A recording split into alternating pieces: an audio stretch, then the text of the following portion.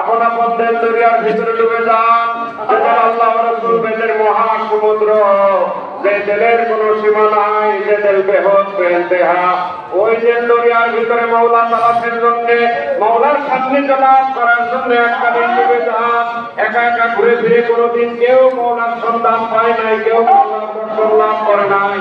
নবীগণের জামানায় নবীগণ ছিলেন আল্লাহকে দেখার, আল্লাহকে পাওয়ার মাধ্যম।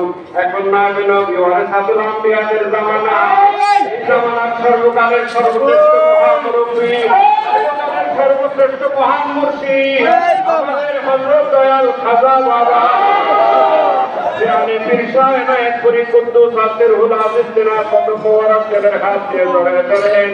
ভাইরা আমার, দিনার আমার বাবাকে নিজের কর্মকর্তা আমার বাবার পবিত্র বাণী নিজের কানে শুনেন।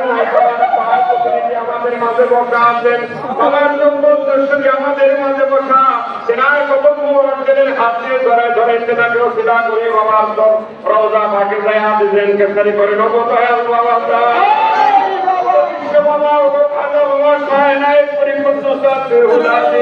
বহু দুর্দেশ হইতে বহু আশা বহু কামনা আপনার দয়ার দরবার জন্য আপনার কদম মোবারকে হাজির হয়েছি।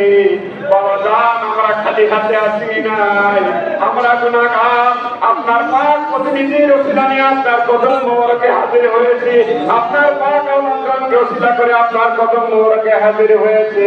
তেনাদের ওসিলা, তেনাদের খাতিরে, তেনাদের মহব্বতে আমাদেরকে মুরিদ বলে কবুল করে নেন। মুরিদের দপ্তরে